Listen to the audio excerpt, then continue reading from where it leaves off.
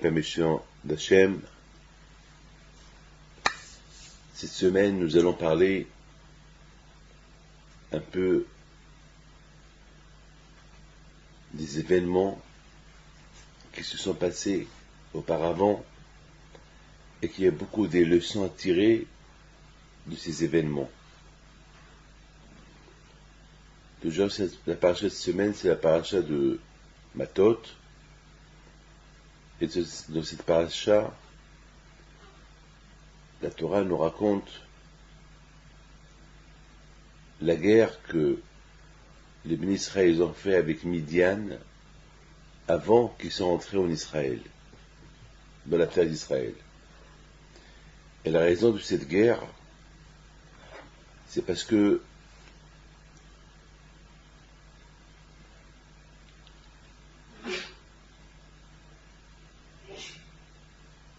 Hachem, il a voulu que Moshe Rabbeinu, il venge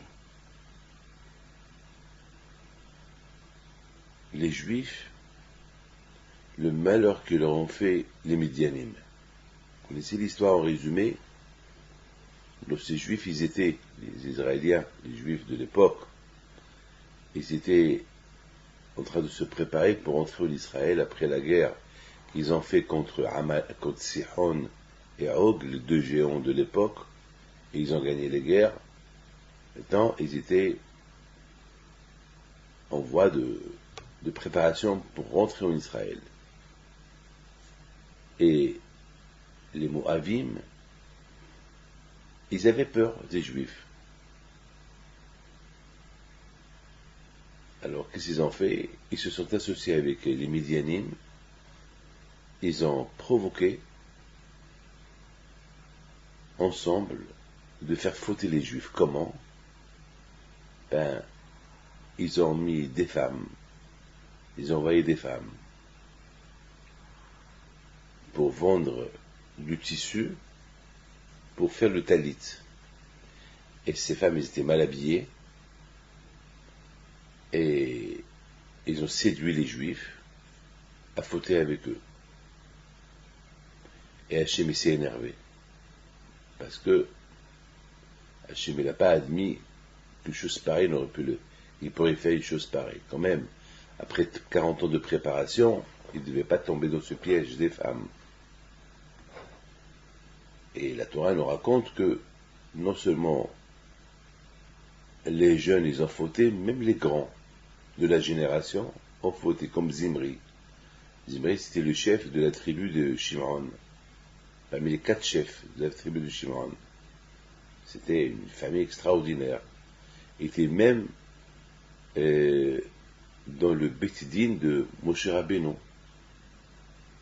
C'est-à-dire, il faisait partie de la cour juridique de Moshe Rabbeinu. Vous imaginez c'est quoi, à quel niveau il était? C'est inimaginable. Et il a fauté avec la fille du roi de Midian.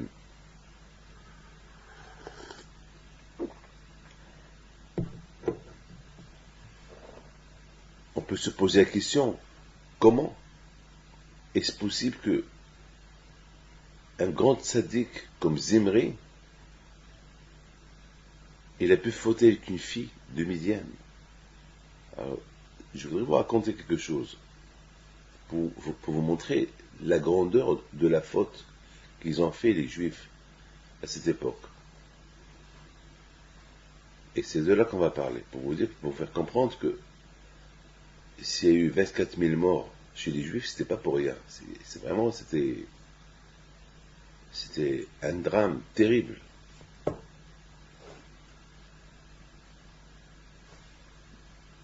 Nous sages, ils nous racontent c'est rapporté dans Me'am Lo'ez, que lorsque les Juifs, ils ont fauté avec les filles de Midian, Akadosh Baruch Hu, il a dit à Moshe Rabbeinu, tu punis tous ceux qui ont fauté. Le Beit Din s'est assis, ils se sont réunis le Beit Din, et ils ont décidé qui a fauté, qui n'a pas fauté, et ils se sont fait aider avec le Ori Vitumim. Ori Vitumim, c'est c'est quelque chose qui portait le Kohen Gadol, qui brillait. Il y avait là-bas tous les noms des 12 tribus, et ça clignotait. Alors, celui qui a fauté, les jeux passaient devant le Kohen Gadol, et alors ça clignote, oh, il a fauté. Et là, le Horib et Tumim, il ne se trompe pas. Donc le Beddin, ils se sont réunis entre eux, et chacun, selon ce qu'il a fait, s'il y a des témoins, il n'y a pas de témoins, ce qu'il a fait, il n'a pas fait, il était puni.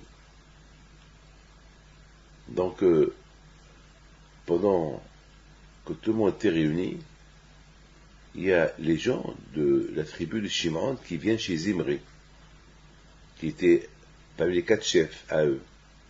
Ils lui disent, toi tu fais partie de la tribu de Shimon, et tu fais partie de la tribu des juges, et Moshe Rabbeinu t'a pas invité. Il t'a pas invité, autant que juge, de juger les gens qui ont voté. Vous imaginez ça, c'est extraordinaire.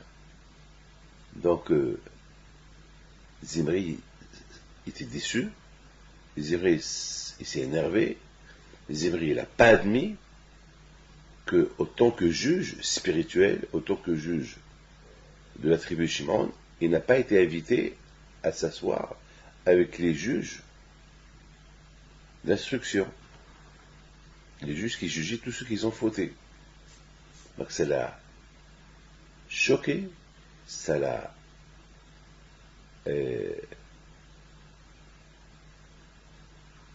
trop vexé, et puis qu'est-ce qu'il fait? Eh bien, il fait le contraire. Il va se lever, il va aller chercher une femme, Goya, il va chercher la fille du roi, qui venait de faire une faute avec un autre, elle était toute sale encore, et l'amène chez Moshe Rabbeinu. Il dit à Moshe Rabbeinu, Moshe, cette femme-là, elle est permise ou interdite? Moshe lui a dit, cette femme, elle est interdite. C'est une Midianite. Il lui dit, ah bon, elle est interdite. Et la tienne, Tzipora, c'est que tu as marié, elle est quoi? Elle est permise ou interdite? Si celle elle est interdite, pourquoi la tienne elle est permise? Et si on pose des questions comme ça à Moshe, quelle audace! C'est comme ça qu'on parle à un tzaddik. C'est comme ça que Moshe, c'est comme ça que ce monsieur-là il parle à Moshe. C'est écrit dans la Torah que tout le monde pleurait parce qu'ils ne savaient pas comprendre quoi répondre à ce monsieur-là. Et pourtant, il y a des réponses à lui donner. Enfin, on aurait pu simplement le prendre et le punir. Mais ça a tellement choqué tout le monde. Les paroles d'un grand sage, qui était un sage assis parmi tous les sages, qui se comporte maintenant comme un voyou, comme un rachat, personne ne pouvait comprendre. Tellement que personne ne pouvait comprendre, ça a choqué tout le monde. Donc, il a vu que personne ne répond, il prend la fille, il va dans une tente, il faut avec elle plusieurs fois. Prenant le grand risque que ce qu'il est en train de faire, ça allait le condamner à mort et qu'il allait être puni. Alors, qu'est-ce qui se pose? Comment il est arrivé à cela? Nous avons un peu répondre que c'est ce qui se passe, malheureusement, lorsqu'il y a la colère. Lorsqu'il y a la colère, lorsqu'il y a la jalousie, la personne elle est avec. Beaucoup de fois, par exemple, il y a un couple, j'ai essayé de leur faire la paix. Ils ont fait la paix. Parce que toujours le mari s'énerve. Il insulte sa femme. Toujours il s'énerve, il l'insulte. Parfois il jette sur elle des choses. Et chaque fois je l'avertis. Fais attention. J'ai donné des avertissements non-stop. Une fois, sa femme, elle a décidé de le divorcer. Et je l'ai supplié. Parce qu'ils ont 7 enfants. Et là, le mari s'est rendu compte, le mal qu'il a fait à sa femme. Il a juré, papa. Je lui ai dit, écoute, moi, c'est ta dernière chance maintenant. Je peux plus, je n'en peux plus. Et encore, la semaine dernière, il frappe sa femme.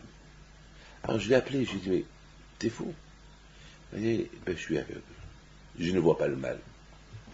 Pendant que je m'énerve, je ne vois pas le mal. Et après, je regrette. Mais contrôle-toi. Mais tout le monde, mais nous tous, on est comme toi. Mais il y a... Hachem nous a donné la force de se contrôler. C'est vrai. Parfois, on est comme des voyous, on se comporte comme des voyous, mais on peut se contrôler aussi pour se comporter comme un être humain. Hachem, il a donné la parole.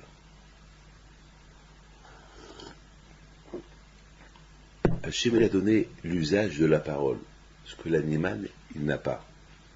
L'animal ne peut pas parler. L'homme, il peut parler. L'homme, il peut réfléchir. L'homme, il peut agir. Kadosh Baruch Hu, il a fait une grande différence.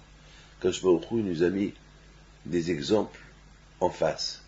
Les animaux. Regardez la vie, comment elle est.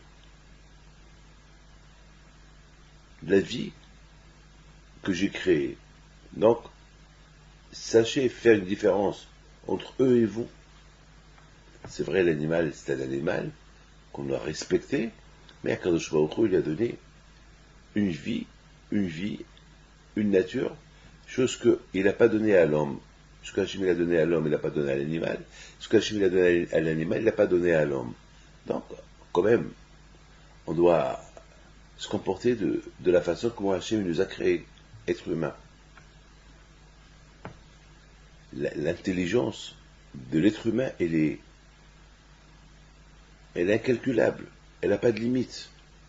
Alors que l'animal, sa chokma, son intelligence, elle est limitée. Il est limité uniquement sur certaines choses. Alors que la chokma de l'être humain, elle est illimitée. Elle est illimitée. Vous pouvez trouver un monsieur qui est dentiste, l'autre il est psychiatre, l'autre il est chirurgien, l'autre il est avocat, l'autre il est ceci, l'autre il est ceci. Toutes choses. Et on peut trouver des êtres humains qui ont tout, comme un Rambam. Un Rambam était avocat, était chirurgien, était dentiste, était docteur, était rabbin, était tzaddik, était tout. Il était prophète, il était Mekoubal, il était tout. Le Rambam. Il y a. Alors, quand je vois qu'il a créé l'être humain avec une intelligence inimaginable, pour savoir faire la différence, pour savoir se contrôler. Eh bien voilà, Rabotaï, la faute de Zimri. La faute de Zimri, elle est basée sur deux choses.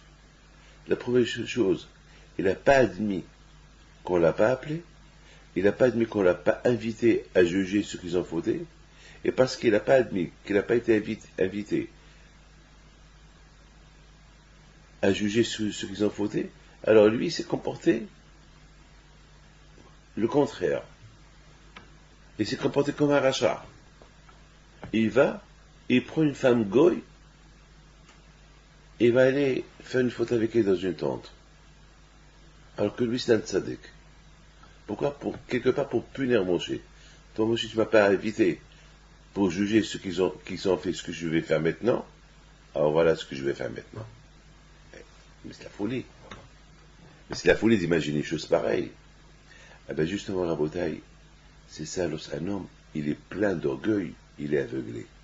Lorsqu'un homme, il est plein, il cherche la gloire, on ne lui donne pas, il est aveugle, il peut faire n'importe quoi pour se venger de ceux qui n'ont pas donné ce qu'il méritait. De la même façon que un homme, lorsqu'il est aveugle, il peut faire du mal, sans voir le mal qu'il fait, et même qu'il sait que c'est du mal qu'il est en train de faire, mais pendant un instant, il va faire le contraire. On voit aussi, de l'autre côté, la patience d'un autre homme qu'il est tzaddik,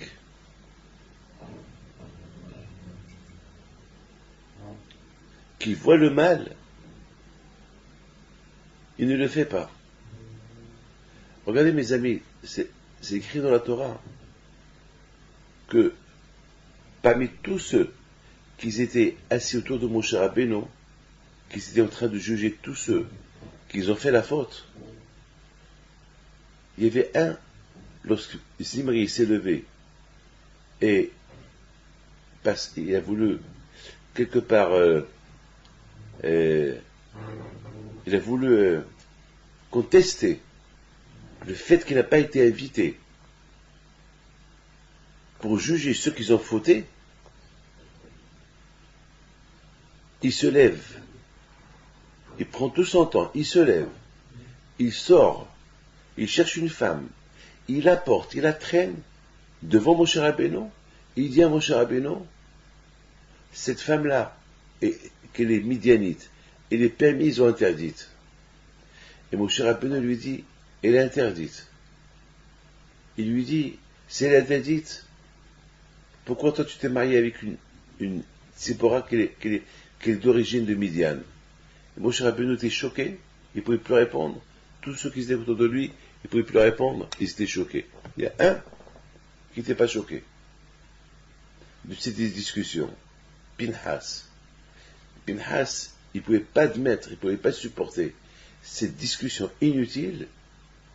Il se lève, il va dans la tente où il y avait Zimri avec la Goya, il les punit les deux. Après il sort,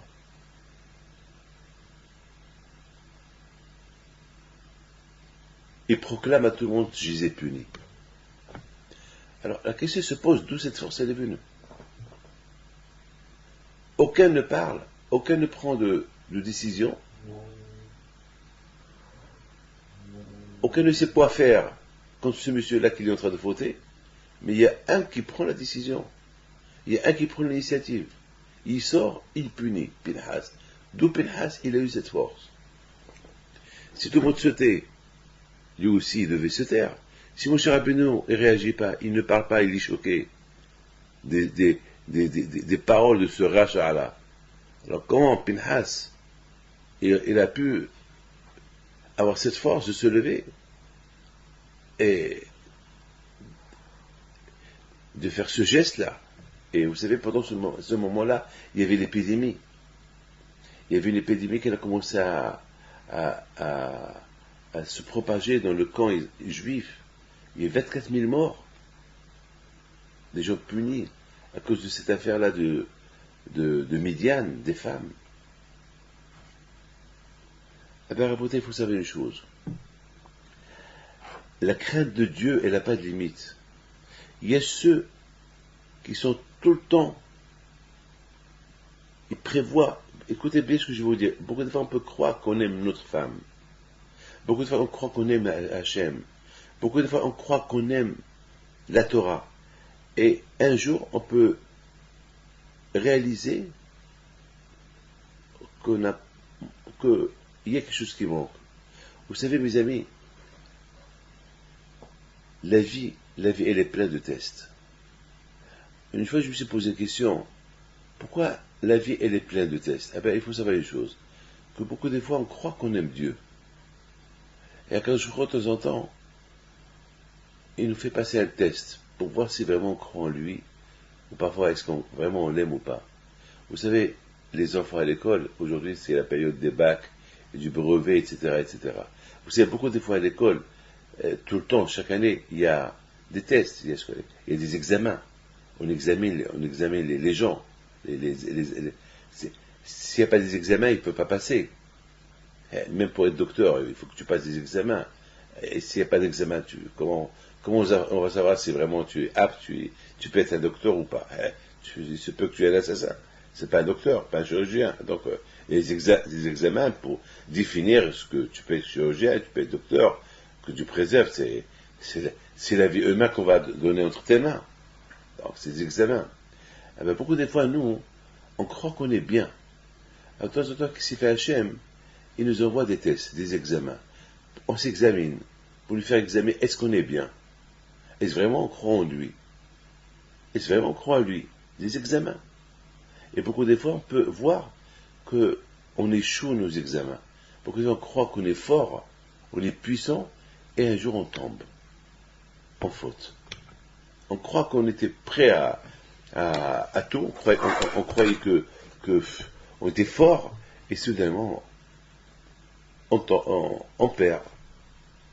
parfois on croit que on est super fort dans la prière, on sait maîtriser la pensée dans la prière, et Hachem il nous envoie un petit test, un petit examen.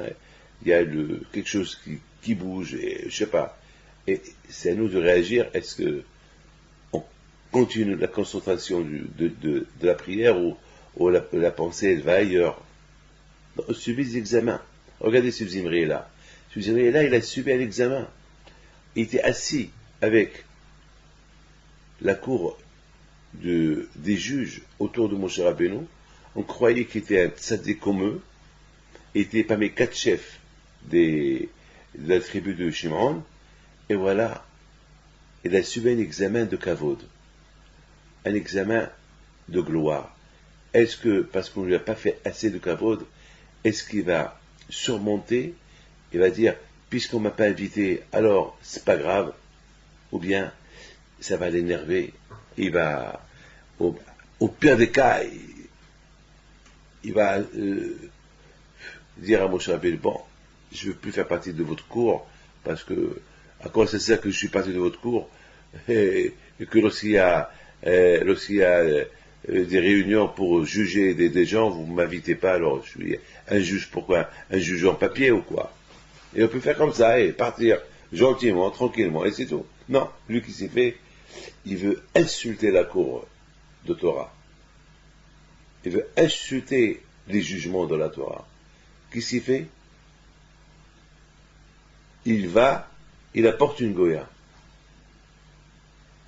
C'est-à-dire que maintenant il a montré à tout le monde, il a montré que pendant ce test qu'il a subi, est-ce qu'il allait le surmonter? Il a montré qu'il n'a pas surmonté. Il a montré que non. Dans la Torah on dit, à Torah mivea edema, c'est que la Torah, elle pousse, c'est censé que l'homme, à travers la Torah, il doit arriver à une action. C'est par exemple, on lit, il faut faire Shabbat, alors il faut arriver à faire Shabbat. C'est pas ça, la Torah te parle de Mesit Filin, alors il faut arriver à Mesit Filin. C'est pas que tu étudies la Torah et tu ne fais pas ce que la Torah elle te dit. Quand quelqu'un qui lit avant le mariage les lois de Nida, c'est pas que pour le mariage les lois de Nida, malheureusement. Il y a beaucoup de femmes qui croient que les lois de Nida, c'est que pendant la période du mariage, et ils vont au mikvé, et après, ça y est, ils vont plus au mikvé.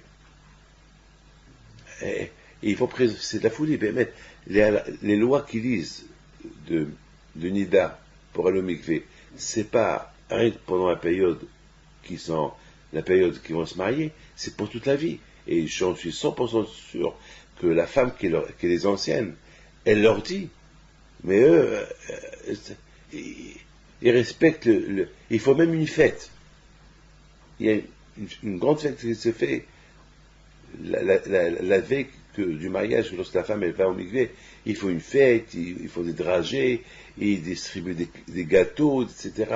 Aujourd'hui, elle se fait en pompe aujourd'hui, la femme qui va au mikvé, avant de se marier, elle fait bon, il lui manque je sais pas quoi. Et après ce jour-là, c'est fini, il ne va plus. Mais c'est péché. La Torah, c'est à vie. La Torah, c'est pas une fois tu fais, une fois tu fais pas. Tu fais les lois quand ça te plaît. Non. La Torah, elle doit te pousser, tu dois te forcer à ce que la Torah, elle t'aide et tu l'aides à se faire tous les deux ensemble. C'est ça la Torah. C'est ça la Torah. Donc Zimri, tu es juge, tu fais partie des quatre juges, des 4 plus grandes familles renommées de la tribu de Shimon, très bien. On t'a pas invité pour juger ceux qui ont fauté avec les goyotes, c'est bien, on t'a pas invité. Et alors, surmonte. La Torah, on dit que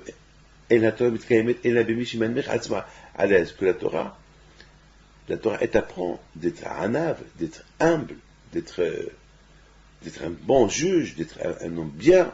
Alors quoi? Tu es devenu un homme de Torah et tu cherches le kavod? C'est pas normal, c'est pas logique. Mais nous avons expliqué que Le kavod, il a aveuglé. C'est-à-dire qu'il n'a pas réussi à surmonter l'épreuve. Beaucoup de fois, Hachem, il envoie des preuves à des gens. Hachem, il a envoyé une épreuve à Zimri.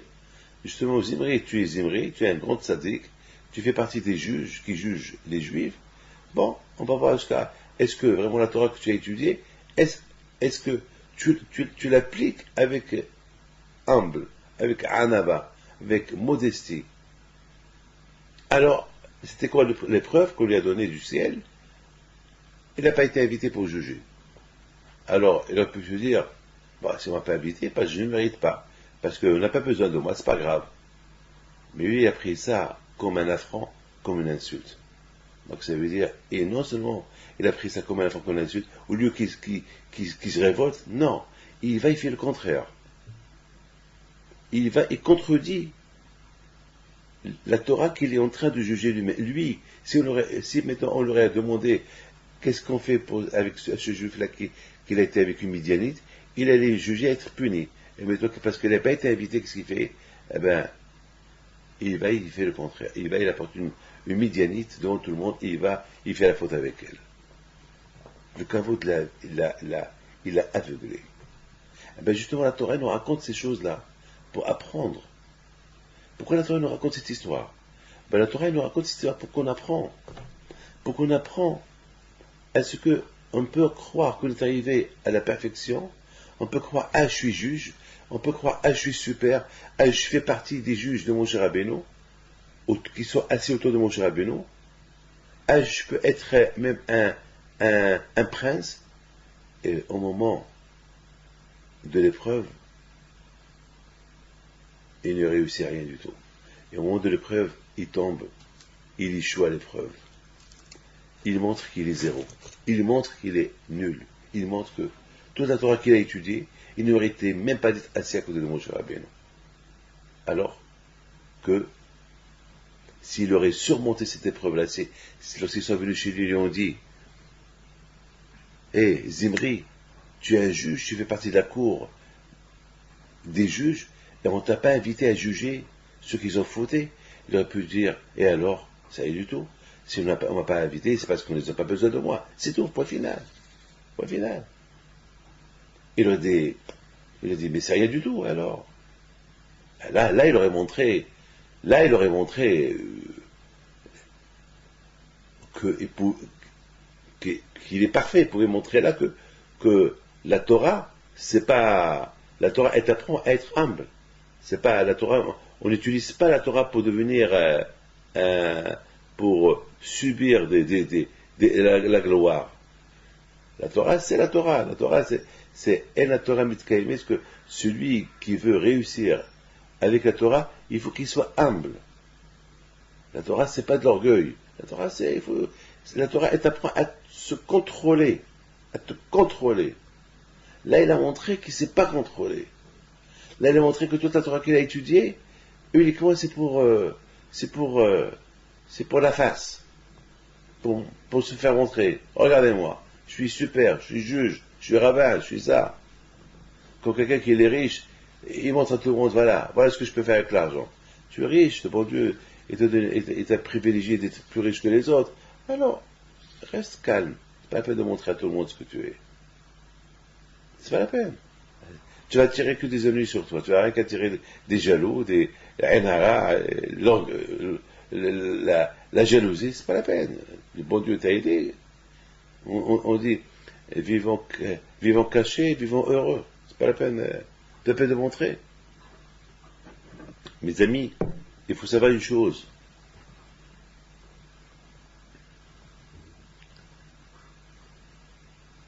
Au même moment, on voit un monsieur qui s'appelle Pinhas. A priori, on aurait pu dire que Pinhas aussi, c'est un Baal Gava, c'est un orgueilleux. Il se lève. Zimri, il se lève pour fauter, auquel pouvait le punir parce qu'il était choqué de tout ce qu'il a fait. Et de l'autre côté, qu'est-ce qu'on voit? Un autre monsieur qui se lève, il prend une lance dans ses mains. Et ce monsieur-là, on aurait pu lui dire, mais de quoi tu te mêles? Pourquoi tu te lèves? Tu te lèves, mais qui es-tu? Tu es un monsieur parmi les messieurs. Tu n'es même pas un juge, tu n'es même pas... Tu n'es rien. Et ils ont même... on aurait pu me lui dire, mais toi, tu vois rien du tout, toi.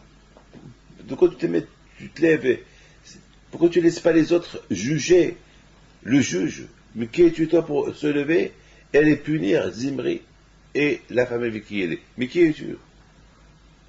On aurait pu croire que lui aussi il fait ça par orgueil. Tiens, choufouni yannesh, comme on dit en arabe, regardez-moi, moi aussi je veux faire. Non, la Torah, elle témoigne de la parashat Pinhas. Pinhas ben el-Azar ben Aaron, Akadosh Baruch Hu dit Moshe Rabbeinu, dire à tout le monde, dit aux Juifs, que Pinhas, la façon qu'il s'est levé pour punir ces deux personnes qu'ils ont fauté, il a fait les Shem Shamaim. Il a fait sur aucune idée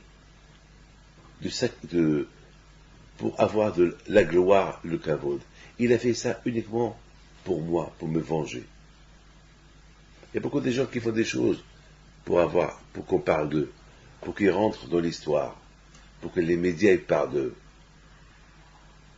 Pinhas, lorsqu'il a fait l'action qu'il a fait,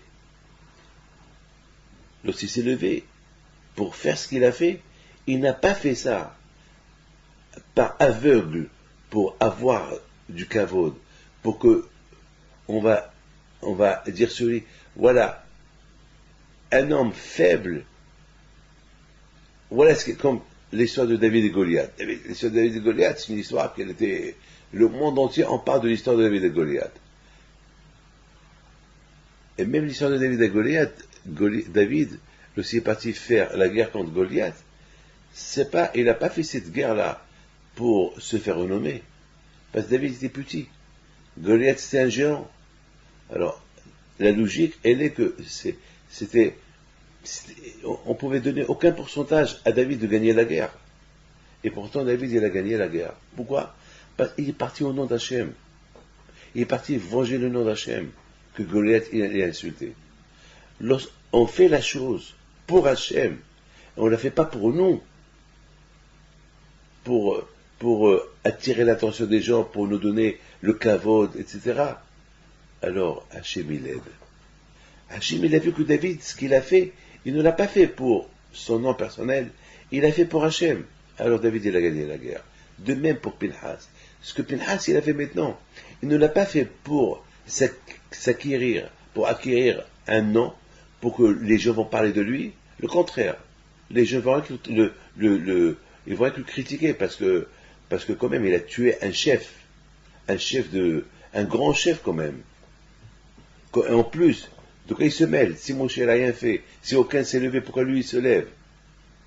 Non, il a pu croire que tout ce qu'il a fait, il a fait pour s'acheter un nom, pour que les gens parlent de lui.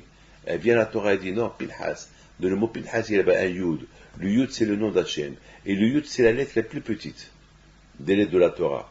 Qui veut dire que Pinhas, ce qu'il a fait, il a fait ça que pour Akadosh Baruch Hu. Et lui, il est resté toujours petit. Lui, il reste toujours Pinhas. Il n'a pas fait ça pour Akadosh Baruch Hu. Regardez, mes amis, regardez, deux êtres humains qui étaient assis de la même cour de Moshe Rabbeinu. Un, il est aveuglé par la gloire. Alors, parce qu'il est aveuglé, en le touchant, il s'est énervé, il a fauté. Il n'a pas pu admettre qu'on a diminué de son kavod. Et de l'autre côté, on voit un qui ne cherche pas le kavod, qui est assis à côté de lui, qui ne cherche pas le kavod, et qui n'est pas aveuglé par le kavod. Tout ce qu'il cherche, c'est le kavod de Hakadosh Baruch Hu, le kavod d'Hachem. Et c'est ça la parashat. Maintenant, on comprend très bien que malheureusement, cette affaire-là, qu'elle a causé la mort de 24 000 morts dans l'épidémie. Et ça a fait une marche, ça a fait un kétem, une tache noire de l'histoire du peuple juif. Une tache noire. Avec écoutez très bien. Et d'après le Zohar Kadosh, cette tache noire-là, et jamais ne peut s'effacer jusqu'à la venue de Mashiach. C'est une tache qui a été provoquée par Bilam. Bilam, c'était le prophète Goy que Hachem il a donné pour les nations. ce prophète-là, qu'il a montré à tout le monde que être prophète, être au même temps un rachat. Lorsqu'on est prophète, on devait être bon. Lorsqu'on est prophète, on sait ce qu'est Dieu. On sait ce que Hachem il veut. Être prophète, c'est montrer le bon chemin, montrer le bon exemple à tout le monde. C'est ça être un prophète. Bil'am était prophète, mais il n'était pas exemplaire. Bil'am, il n'y avait rien à apprendre de lui. Bil'am, à la fin, il avait tout perdu. Au lieu qu'il profite de sa prophétie, de sa névoie, eh ben, Bil'am, il a profité profité de la prophétie que Dieu lui a donnée pour être rachat, pour chercher avec le kavod, pour chercher à s'enrichir, pour chercher à faire du mal. Alors, la question se pose pourquoi? Eh bien, la raison est simple. Il n'a pas cherché à s'annuler devant le tzaddik. En voyant qu'il est prophète, il sait aussi qu'il y a un autre prophète chez les Juifs, c'est Moshe. Il voit que lui et Moshe, c'est presque, Moshe est les prophètes pour les Juifs, et lui est les prophètes pour les nations. Mais il voit aussi que Moshe, il a un plus. C'est que le plus qu'il a Moshe, il est anav, il est humble. Il sait que ce don d'être prophète que Dieu lui a donné, c'est pour le bien du peuple. Au lieu que Bil'am, il fait de même, il fait pareil. Alors je vais aller chez Moshe apprendre comment être un bon prophète pour les nations. Ben lui, il n'a pas voulu. Il a dit non, je ne veux pas m'amener devant lui. Alors nous, Rabotai, qu'est-ce qu'on apprend de là? On apprend deux choses. Primo, un prophète, il parle beaucoup. Un prophète, il dit ce qu'il voit. Moshe Rabbeinu, sa force était avec sa bouche. Pourquoi la bouche? Parce que la bouche, c'est la Torah. La bouche, c'est la Torah. Comme je vous ai dit tout à l'heure, qu'Akadosh Baruch Hu, il a fait une différence entre l'homme et l'animal, parce que l'animal, il ne peut pas parler, l'homme, il peut parler. Moshe Rabbeinu, sa force, c'était avec sa bouche. Bil'am, il avait aussi une force avec la bouche. Il pouvait maudire, il pouvait insulter, il pouvait bénir. Mais, cette bouche-là, il aurait pu la sanctifier. Pour que tout ce qui sort de la bouche, ça pouvait faire que du bien et non du mal. Je voudrais vous dire quelque chose. Écoutez bien ce que je vais vous dire. Pourquoi les tzadikim, tout ce qui sort de leur bouche, ils se réalisent? Pourquoi?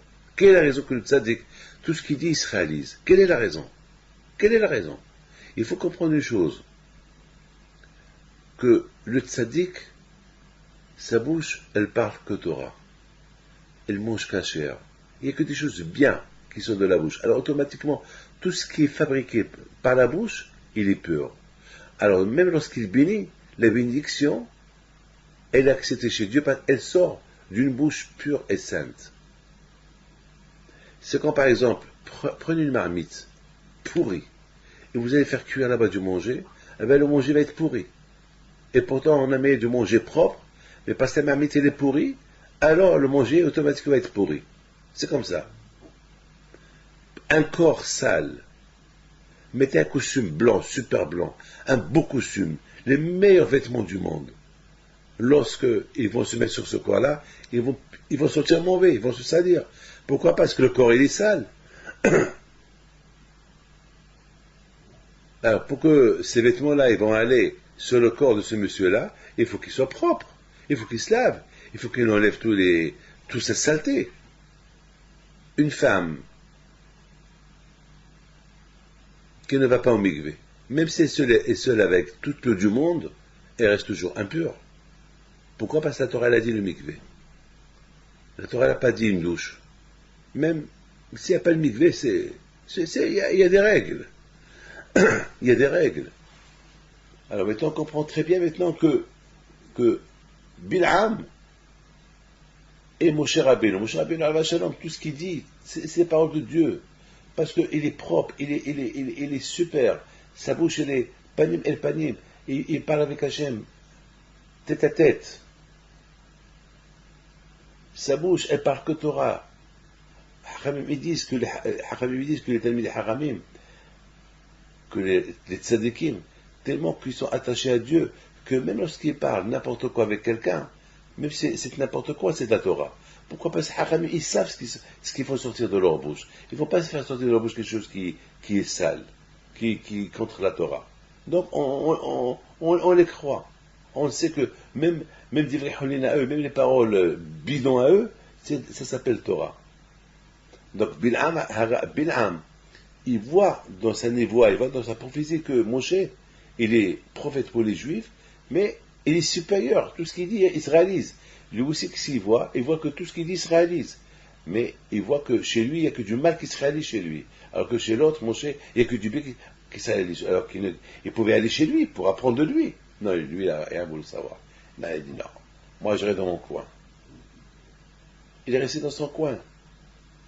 S'il serait parti chez Moshe Rabbeinu, il se peut qu'il aurait changé. Il n'aurait pas donné ses idées de znout, de prostitution, à Moab, d'envoyer les femmes chez les Juifs pour les faire chanter. Comment un prophète, il donne, un prophète, Bilam le prophète, il donne des idées comme ça? Comment? Un rachat comme ça? Comment est-ce que vous êtes? Eh bien, justement parce qu'il n'a pas voulu. Et Bilam était prophète, était rachat parce qu'il n'a pas voulu s'annuler devant le vrai prophète juif et qu'il apprend de lui quelque chose. Il apprend comment servir le bon Dieu.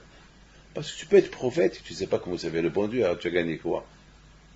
Parce que Bilam là, il cherchait que l'argent, il cherchait que l'orgueil, il cherchait que le kavod, il était jaloux, il ne pouvait pas admettre qu'il y a un prophète chez les Juifs qui est plus fort que lui, et alors la première raison, pourquoi je vais m'élever devant lui? Non, il s'est dit.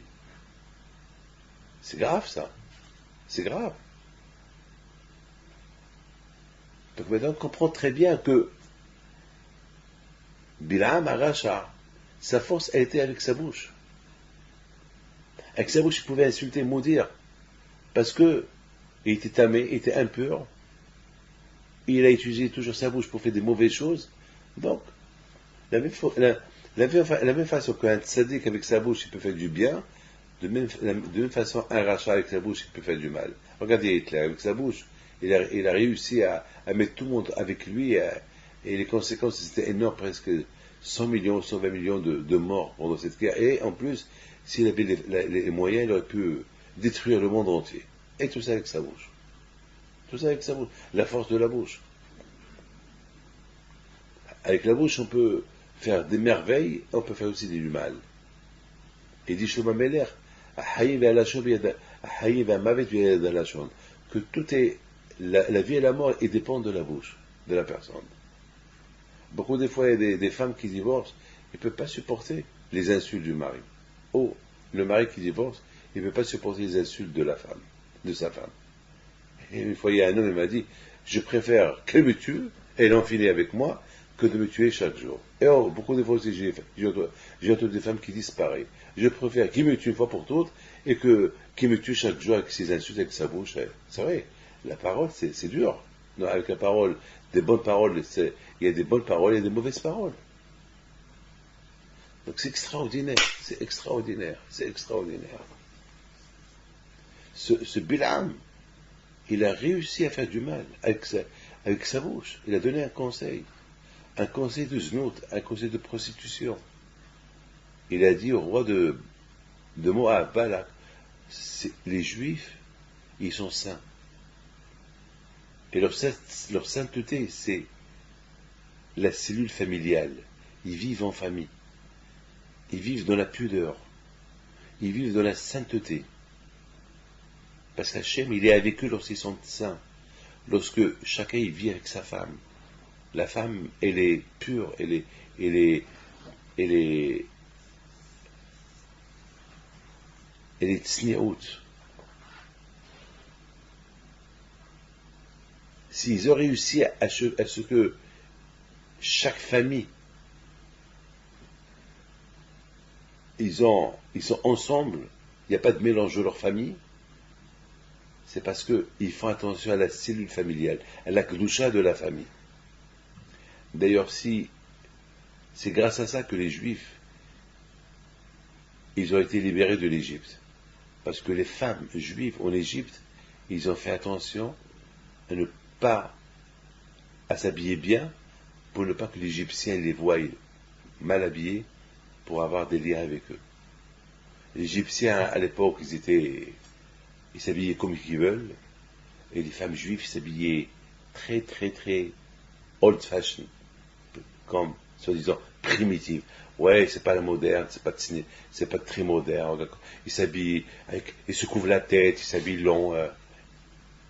Mais c'est ça qui fait d'une famille, la famille juive. Nos femmes, personne ne les voit. Pourquoi? Parce qu'ils se couvrent bien. Une femme qui s'habille très très mal, ben, tous les hommes la regardent. Et tous les hommes l'envient. Je m'excuse de vous parler comme ça, mais c'est la vérité. Hachem, la Gemara dit que la plupart des xérotes, ils viennent à cause lorsque on est mal habillé. Lorsque les femmes sont mal habillées. Il faut faire attention. Il faut faire beaucoup, beaucoup attention. Donc, Bil'am, il dit au roi de Moab, leur Dieu déteste lorsqu'il n'y a pas la pudeur. Alors, envoie-leur les femmes, mal habillées, tu vas voir ce qui va se passer. L'idée qu'elle sort de sa bouche, étant donné que sa bouche, il a une force avec sa bouche, alors tout ce qui sort de sa bouche, il a aussi une force. Et cette idée qu'il a donnée au roi Moab, elle a fait l'effet. Le roi Moab, il a envoyé des femmes. Et les Midianim aussi, ils ont envoyé des femmes. Et il y avait des femmes à gogo qui vendaient du tissu pour faire les talites aux Juifs qui campaient pas loin de Moab. Vous vous rendez compte? Les Juifs qui allaient pour acheter du tissu, il y avait des tentes, plein de tentes, plein de tentes. Et la fille faisait rentrer les Juifs et l'invite. Tu veux acheter du tissu? Viens. Et il faisait les yeux. Et les Juifs, voilà cette belle femme devant lui, cette femme que jusqu'à maintenant, ils voyaient que leur femme. Et ces femmes qui étaient mal habillées, là, ils sont tombés dans le piège, ils ont fauté avec eux.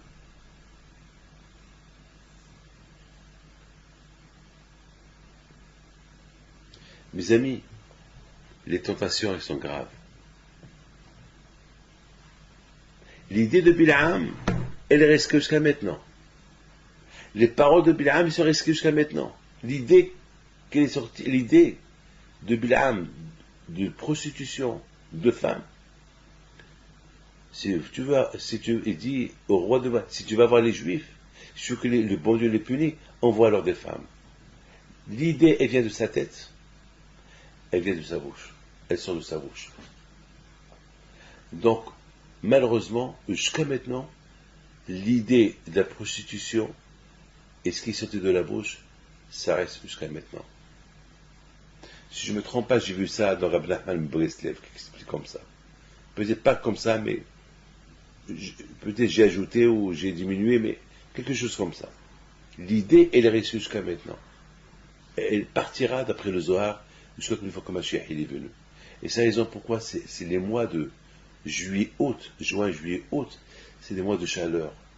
C'est des mois que tout le monde se déshabille un peu, pour être un peu plus décontracté. Et c'est des mois où ça se réveille l'idée de Bil'am. Et malheureusement, avec l'idée de Bil'am, peut y avoir aussi une punition. Vous avez bien imaginé les conséquences lorsqu'on ne suit pas la pudeur. Les conséquences, regardez la plupart des endroits où il y a les tsunamis, où il y a des tremblements de terre, c'est que là où il y a malheureusement des plages, là où il y a des mauvaises choses qui se passent, là où il y a des choses où il faut faire attention. Nos sages ils disent que lorsque les femmes ne font pas attention dans leur façon de s'habiller, ça énerve Hachem. Parce que quand je vois qu'il veut on se comporte bien, qu'on vit comme des êtres humains. Une femme avec son mari, c'est pas fait que d'autres femmes, c'est pas fait que d'autres hommes qui vont voir cette femme mariée. Chaque femme elle doit garder sa façon son cavote pour son mari, pour sa famille. Je m'excuse, je vous parle comme ça, je vous parle que beaucoup de fois aujourd'hui dans les synagogues, il y a un mariage, je rentre pour assister au mariage, je sors. Ben, j'admets pas comment la Kala elle est habillée, et devant le rabbin, et devant le Sefer Torah.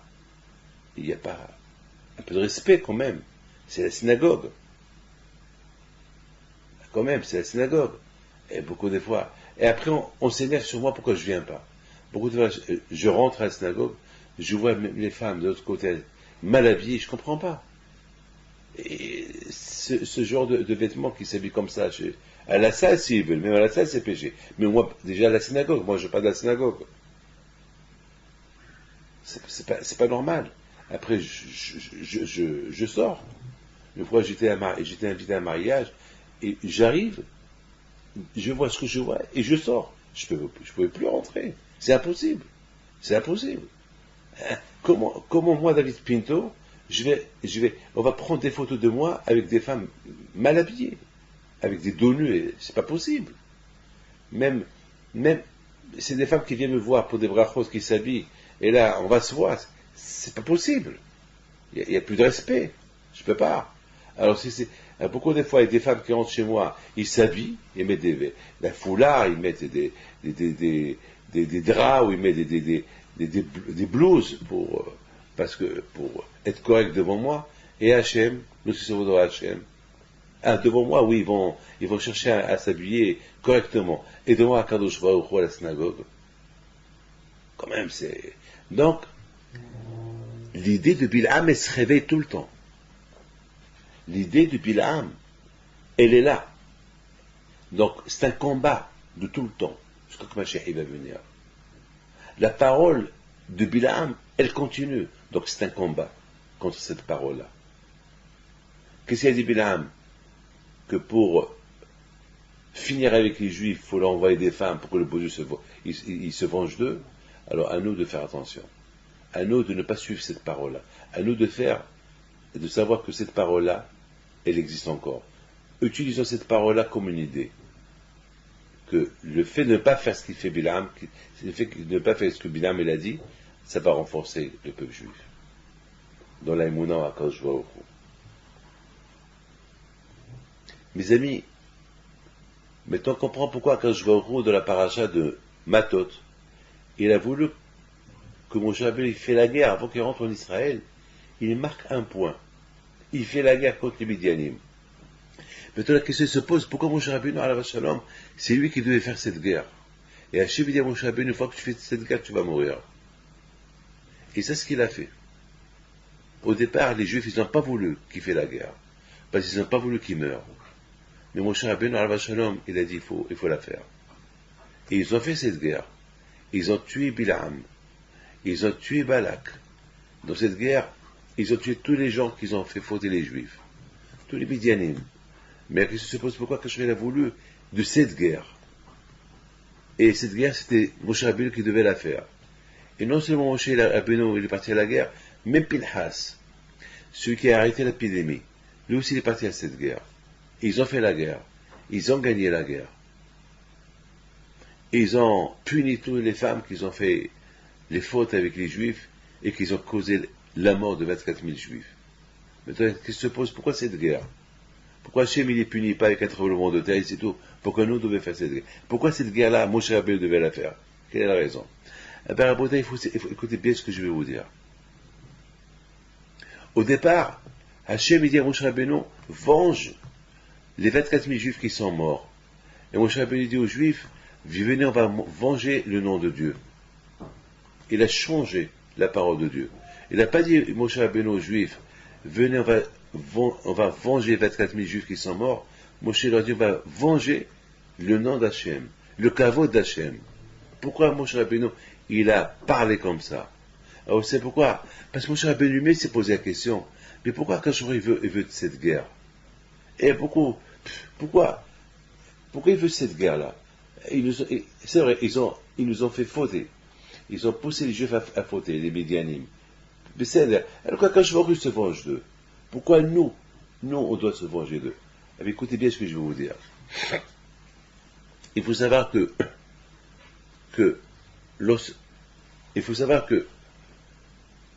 à cette époque-là, il y avait deux prophètes. Il y avait un prophète qui s'appelait Bilham, il y a un prophète qui s'appelle Moshe. Ah, maintenant, il y a maintenant quelque chose qui se passe. Moshe Rabbeinu, il donne toujours des bons conseils aux Juifs. Et il leur dit aussi, il faut respecter les nations. Il faut respecter tout ce qui n'est pas juif. Et c'est la base de la Torah. La base de la Torah, on n'a pas le droit de se respecter qu'entre nous.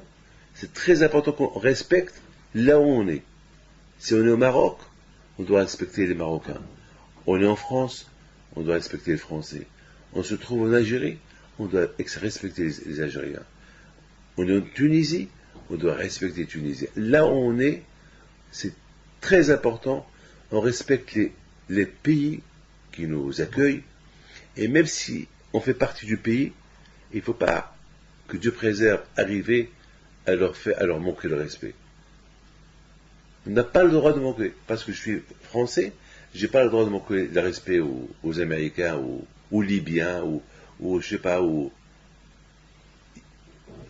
c'est une loi de la Torah. Il y a des pauvres, il faut les aider. Tu as un pauvre juif, un pauvre non-juif, va être le pauvre non-juif le premier. Pour ne pas qu'il croie, oui, il est délaissé. Non, il faut qu'on lui montre qu'on n'a rien contre lui. On est juif, c'est tout. On est juif, on a une religion à respecter, mais les non-juifs, on doit les respecter. Moi, j'ai toujours crié à ceux qui ne respectent pas les non-juifs. Je voudrais vous dire que Ben Ishai, il dit que celui qui vole un non-juif, il est plus puni s'il vole à un juif. Parce que lorsqu'on vole à un non-juif, il va Hashem. Parce que les gens ils vont dire, regarde ce juif-là qui a une barbe, ce juif-là qui dit qu'il est croyant, regarde ce qu'il fait. Il n'a pas le droit. Et le Ben Ishai dit que celui qui vole un non-juif, il perd toutes les mitzvot qu'il a fait. Mitzvot, ça veut dire toutes les bonnes choses qu'il a fait, il les perd. Le bon Dieu lui dit, puisque tu as volé ce non-juif, alors tous les biens que tu as fait dans ta vie, tu le perds. On n'a pas le droit de faire du mal. On n'a pas le droit. C'est la Torah. La Torah, elle exige de nous de respecter l'être humain. La Torah, elle veut qu'on respecte même les animaux. Il ne faut pas qu'on fasse du mal aux animaux. Alors si la Torah ne veut pas qu'on fasse du mal aux animaux, comment la Torah elle peut admettre qu'on va faire du mal à un non-juif? Non. Un non-juif, c'est un être humain comme nous. À part la religion que nous avons, c'est ça qui fait la différence, mais lorsqu'il s'agit d'être humain, il faut le respecter. Maintenant, à cette époque-là, il y avait Moshe Rabbeinu. De Moshe, on apprenait le respect de l'être humain, le respect de Dieu, le respect de la Torah. Ça, Moshe Rabbeinu, c'était symbolique. Mais il y a un autre qui s'appelle Bilam, que lui aussi, il est prophète. C'est pas qu'il se fait appeler prophète. Il était prophète. Mais lui, malheureusement, on apprenait de lui que du mal. Donc c'est important de l'éliminer. C'est important que Moshe Rabbeinu, il lui fait la guerre. Les Midianim, ils ont bafoué la Torah en envoyant les femmes pour faire fauter les Juifs. Donc Akadosh Baruch Hu, il a dit, ça passe pas comme ça. Il faut que ceux qui ont subi les conséquences, qui se vengent. Pour remettre les choses en ordre. C'est pas possible que cette chose-là elle se fait passer comme ça inaperçue. C'est la raison pourquoi Akadosh Baruch Hu a dit, ces gens-là, ce Bil'am-là, qui est le symbole du mal, au lieu qu'il utilise les qualités que je lui ai données d'être prophète, pour faire du bien, lui, il les utilise pour faire le mal, alors il faut qu'on montre à tout le monde sa punition. Il a été puni. Pour qu'on voit, pour que les gens ils voient que celui qui fait du mal, il est puni. Il ne reste pas impuni. Et c'est les Juifs qui l'ont puni. Moshe Rabbeinu, il a vu de cette guerre de Midian d'une autre manière. Il a vu que il faut venger le nom d'Hachem. Pourquoi? Parce que la Torah, comme qui dit le Ramban, la Torah, c'est les noms d'Hachem. Chaque mitzvah qui est écrite dans la Torah, elle fait partie des noms d'Hachem. Alors le fait que Bilam, il a poussé les Juifs à fauter et à transgresser les lois de la Torah, alors en même temps, ils ont effacé le nom de Dieu. Parce que lorsqu'un homme il fait une faute, c'est comme il efface le nom de Dieu. C'est parce que la Torah dit ne fais pas ça, ou fais ça, et l'homme il ne le fait pas. Alors, comme je vous ai expliqué, étant donné que la Torah c'est les noms de Dieu, lorsqu'un homme il ne fait pas ce que la Torah dit, c'est comme s'il efface le nom de Dieu. C'est comme il désobéit le nom de Dieu. Donc, Moshe Rabbeinu dit, étant donné que les Midianim, ils ont exprès, ils ont donné une idée pour nous faire fauter, alors il faut leur faire. Donc, le fait qu'ils ont, par la faute qu'on a fait, on a effacé le nom de Dieu, alors il faut remettre le nom de Dieu sur place. Alors, il faut venger son nom.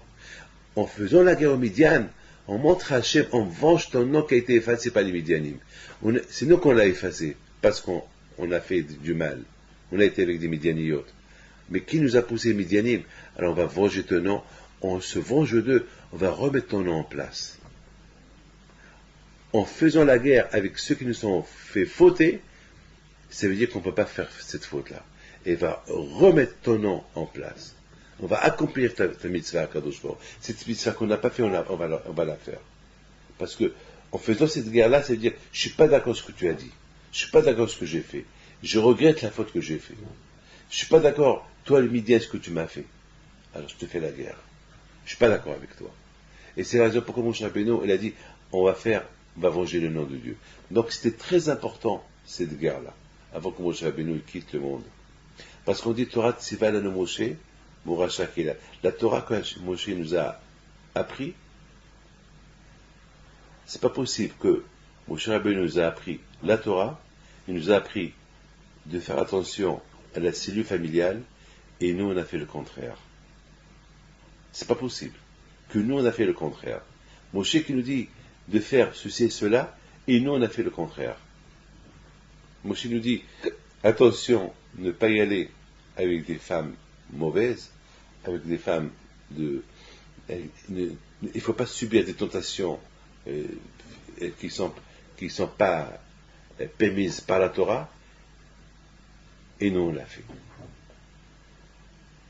Il fallait que Moshe Rabbeinu quitte ce monde-là lorsqu'on a réparé cette faute.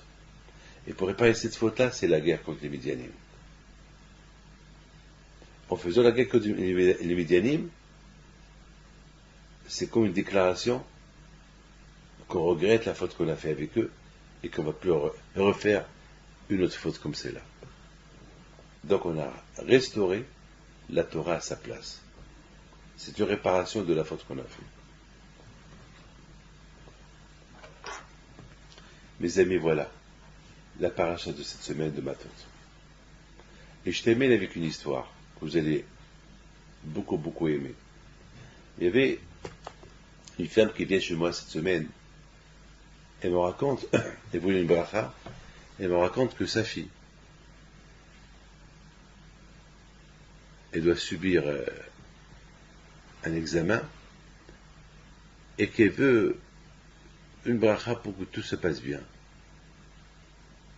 Elle me raconte que, elle me dit, Rabbi David, mon fils qui était paralysé, qu'il avait fait un accident de moto il y a quelque temps, et j'étais venu chez vous pour une bracha, grâce à Dieu, il marche.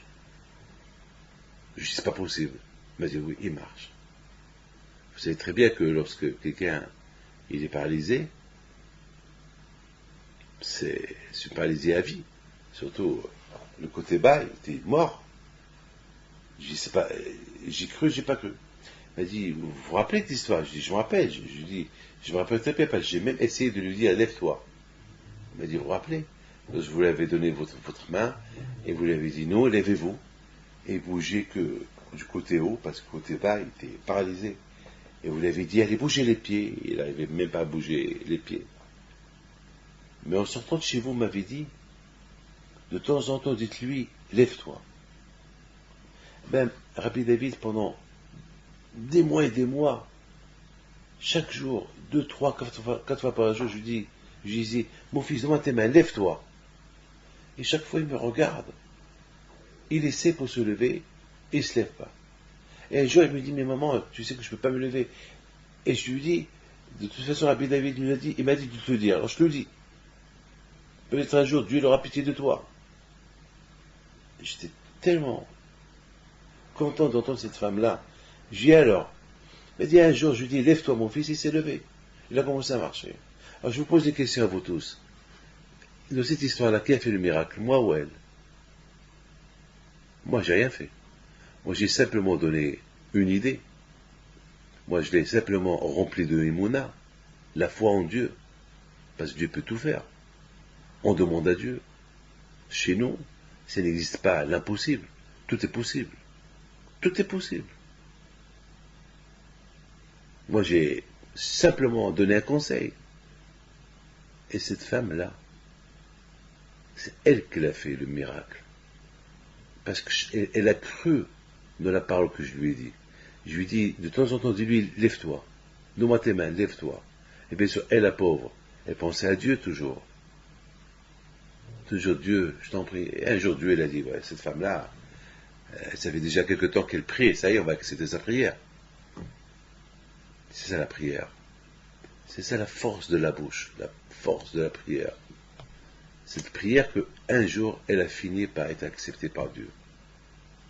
Il ne faut jamais, jamais, jamais dire, ah, Dieu ne m'écoute pas. C'est pas vrai. Le fait que tu dis, Dieu ne m'écoute pas, ça prouve que tu ne crois pas en lui assez. Le contraire, si vraiment tu crois en lui, il ne fallait pas dire ça. Justement, c'est ça l'épreuve. L'épreuve, c'est lorsque on voit qu'il n'y a pas de solution et malgré tout, on continue à croire. Beaucoup de fois, on passe ces examens d'épreuve. Comme on peut prouver qu'on est bien avec Dieu, on surmonte les épreuves. Mais bien sûr, lorsque tout va bien, tout va bien. Le problème, c'est lorsque rien ne va bien, rien ne va pas, rien ne va plus. Et malgré tout, on continue à faire notre judaïsme, on continue à croire en Dieu, et on continue à être des bons, des gens bien, normaux. C'est là où il y a l'épreuve. Lorsque se montrent ces épreuves-là, c'est là qu'on prouve qu'on est super bien. Zimri, il a échoué à l'épreuve, Pilhas, il a réussi à l'épreuve. Moshe Rabbeinu, il a réussi à l'épreuve. Lorsque lui dit, une fois que tu fais la guerre, tu meurs. Ça veut dire que si tu ne fais pas la guerre contre Midian, tu ne meurs pas. Il dit, qu'est-ce qu'il fait? Je fais la guerre. Pourquoi? Si je ne fais pas la guerre, je vais laisser le nom d'Hachem en suspect. Parce que les Midianim, ils ont sali le nom d'Hachem. Alors il faut venger le nom d'Hachem. Ils ont causé qu'on a effacé le nom d'Hachem de la Torah. Le seul moyen pour restaurer le nom d'Hachem dans la Torah, c'est en se vengeant d'eux, en leur faisant la guerre. Et par cette guerre-là, on va leur montrer que on demande pardon à Hachem et la faute qu'on a fait avec vous. Vous qui nous ont poussé à faire la guerre, à faire la faute. De cette paracha-là, on apprend la parole, la force de la parole, qu'est-ce qu'elle peut faire. L'influence de la parole qu'elle peut continuer à subir si la parole sort d'un tzaddik et que l'influence de cette parole-là peut continuer à bien influencer. Lorsque la parole elle sort d'un rachat, elle peut toujours continuer à être mal interprétée, à mal influencer dans le futur. Et c'est la raison pourquoi on doit se rappeler toujours de l'histoire de Bilam. Parce que c'est une répétition. Il faut faire attention. Voilà mes enfants. Que le bon Dieu vous protège. N'oubliez pas, si Dieu veut, on fait le voyage au Maroc le 2 septembre pour la île de Rabbi Pinto. Donc j'espère que vous êtes nombreux à être avec nous si Dieu veut. Et Visrot Rabbi Pinto soit avec vous. Et à la semaine prochaine.